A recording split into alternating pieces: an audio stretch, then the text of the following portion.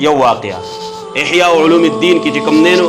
امام غزالی رحمت الله علیه ذکر کړی دریم جلد کې 188 نمبر صفحه کې و یو بادشاہ او هغه له یو کس راتو نیک سړی و هغه کم کس به چې بادشاہ راتو هغه سو هغه نیک سړی ډېر عجیبه واقعه ده وخت کې چې حاجتګر انسان ته د خپل عمل بدله په خپل څنګه ملاوي یو بادشاہ دی دغه خواله یو سړی هغه به د بادشاهانو خواله دو خاص کر د یو بادشاہ خواله ډېر نیک انسان دی او د به هغه بادشاہ ته یوه خبره کوله دی بادشاہ له به چې راغی یوه خبره به ورته کوله نور به ورته څه نه ویل نه به یې څه مقصد و څه غرض به یې نه و صرف یوه خبره به ورته دا کوله چې احسن الى المحسن باحسانه اے د محسن سره احسان کوا څوک د سره ښېګړه کوي د هغه سره ښېګړه کوا څه مطلب څوک د سره څه کوي ښېګړه کوي نو د هغه سره ښېګړه کوا او کم چې تا سره بد کوي نو هغه له د خپل بد کافي دي کم چې ستا خپې وي هغه له چې کم دی نو دا بد دا وله سري دا کافي دي دې سړي سره چې کوم دی نو د بادشاهانو د بادشاه په دې وزیرانو کې چې کوم دی د یو وزیر څه پیدا شوله حسد پیدا شو دا چې حسد پیدا شو دی حسدګر انسان دی راغی بادشاه ته وی تا ته پته نشته وی دا سړی چې ستا خوا کې ودرېږي او تا ته خبرې کوي که نه وی دی بار خلکو ته وایي چې دا ابخور دی معنا د خولې نه بدبوی ځي د بدبوی ځي دی بار خلکو دا خبره کوي او ستا خوا کې ولاړې چې کوم دی نو ستا مدې وي سی ورته ویله وی دی با خلکو ته څه وایي چې دی څه دی بدبویه تیزي دی بدبویه انسان دی بادشاه اریان شو چې دی زه خپل ځان سره پرېږدم او بار چې کوم دی نو خلکو ته دا خبرې زما په باره کې کوي دې سړي ته وویله چې دا حسدګر کوم دی بادشاه ورته وایي چې تا سره څه دلیل دی چې ته وایې یاره دی بار خلکو دا ستا خلاف خبرې کوي تا سره څه دلیل دی دا سړی حسدګر ورته وی بادشاه سلامت ما سره دلیل دا دی چې کله دی ستا خواله سبا راشي ته ورته صرف دومره ووایه چې لږ رانږدې شه یو خبره راته کوو چې دی تا ته څنګه رانږدې شي ته به څه کوې دی به څه کوي دی به خوله پټوي او پوزه پټوي او چې کله په چا باندې بدبوی لګي نو پوزه پټوي که نه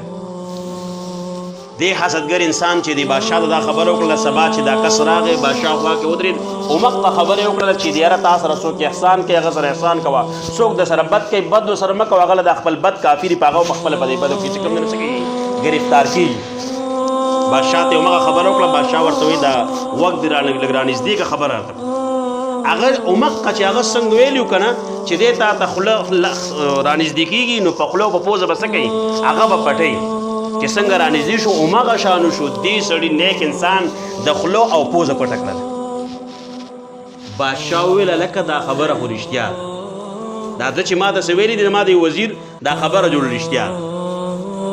دې بادشاه به داسې کول چې چاله به په منشي باندې لیکل وکړل نو په هغې کې به عام خبرې وي خو چې په خپله به لیکل وکړل که نه په خپله نو په هغې کې به د انعام خبره وه دې بادشاه یو خط ولیکه یو رقیې ولیکله یو کاغذ یې ولیکو په هغې کې ولیکل اذا اتاکا حامل کتابي هذا فاذبحه وی کله چې تا ته دا زما د دې خط راوړونکی راشي او دا خط درته راوړي نو فاذبحه یو خو دا حلال کا یو یې پکې دا لیکلي دویم واسلخه دی چې کوم دی سرمن تې وباسه او بیا وحشو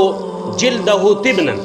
بیا د دا سرمن چې کوم دی نو د بوسو نه ډکه کا وبعثه به الیه او بیا یې دا سرمن د بوسو ډکه ما ته راولېږه څو خبرې ورته کړې وي یو خو یې حلال کا دویم د سرمن وباسه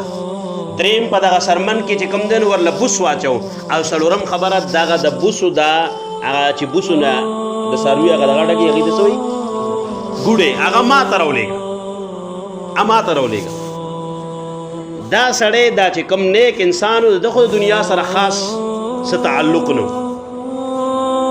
د دا خط راواغېستو بس اتفاقا چې څنګه د بادشاه دربار نه راووتو نو بار ورسره هغه حاجتګر انسان میلاو شو هغه چې دا خط یې وکتو او هغه ته وایي لکه وایي دا د چا ولیکو وایي دا له بادشاه ولیکو هغه وزیر ته خو پته وه چې بادشاه په خپل لاس چاله خط ولیکي نو په هغې کې نور خبرې نه وي چې دا پلانکی کار وکړه او پلانکی کار وکړه په هغې کې د ده دپاره انعام لیکلی د ده خو ورسره حسد و ده ته چې کوم دی نو دا خط واغېست او ورته ویل مړه ته په خط باندې څه کې راکړه چې ځې واله هغه خو د دنیا سره خاص تعلق نه و هغه ورته ویل واله ته واله ستا خط مبارک شي او بعضې وایي چې خط والا هغه نه ورکړه خو په زور یې ترې واخیست چې په زور یې ترې واخیستو او چې د چا د خط لیکلی چې پلانکي له به ویسي هغه خط ده راواخیستو او هغه کس له لاړی چې چا ته دا خط لیکلی خط چې هغه کس کولاو کو چې وی کتل په هغې کې څلور خبرې لیکلي دې ذبحه کا حلالې کا د ده چې کوم دی سرمن وباسه او دا سرمنې د بوسو ډکه کا او دا سرمنې بیا دا ګوډې ما ته راولېږه چې خط یې کولاو کو نو وایي دې کې خو بادشاه لیکلي دي چې دې ذبحه کا او دا کار ورسره وکړه او وایي نه نه نه وایي دا خو زما خط نه دی دا د هغه پلانکي کس خط دی وایي دا د هغه پلانکي کس څه دی خط دی وایي نه بادشاه اډر کړی چې چا دا خط راوړو حاملو کتابي هذا چا چې دا خط در وړی دقه سړی څه کا دقه سړي سره دا کارونه وکړه حسدګر انسان خو اوس ګیر شو په خپل جال کې هغه همغه شانې وکړل هغې ذبحه کو هغه نه سرمن ویستله په هغې کې بوس واچول او ګډون یې ترې جوړ کړو هغې بادشاه راولې سبا خو دا نیک انسان به بادشاه له هر ورځ راتو دا په سبا له باندې بیا چې کوم دی نو بادشاه خواړه راغله بادشاه ریان شو چې یاره د سره خو ما پرون د ده په باره کې داسې داسې خط لیکلی دی او ده ما هغه کس ته ویلو چې دی به ذبحه کې د ګوډې زما خیل یې ده نه دی هغه د بل کس دی دی چې راغی ورته وایي هلکه څنګه چللی ستا په باره کې خو ما هغه پلانکي ته داسې داسې خبره لیکلې وه وایي هغه جی چې ستاسو دربار نه زه ووتلم نو ستاسو هغه یو وزیر هغه ما د پلانکي وزیر هغې ورته په ګوته کو چې هغه پلانکي وزیر هغه ما نه هغه خط واغی وایي ښه وایي دقه وزیر ما د ستا په باره کې ویلي چې دې خلکو ته بار وایي چې د ده د بدن نه بدبوی ځي وایي ښه نو وایي چې یاره ما دې تپوس کړی بیا چې د ده بدن نه بدبو چې ده ویلي دي چې د ده بدن نه بدبوی ځي تا سره څه دلیل دی چې یاره دې داسې خبره بار کوي وایي هغه ما ته بیا دا طریقه م ښودلې وه چې کله دی سبا راشي او تا دا خبره وکړي نو ته به ورته ووایې چې لږ ما ته رانږدې شه خبره درته کوم نو که ده خوله پټه کړله پوزه یې پټه کړله پوهه شه چې دا خبر رښتیا وایي ما چې په سبا له باندې هغه کار وکړو نو تا همغه شان خوله او پوزه پټه کړله ده سره یې چل کړی هغه نیک انسان ورته وایي بادشاه سلامت تا ته دا ویلي او په حقه ورځ باندې ما باندې په خوراک کې کچه اوږه خوړلې وه نو ما خوله پټه کړله چې تا باندې بدبوی در نه شي نو دا د حسدګر کار انساني کاری ده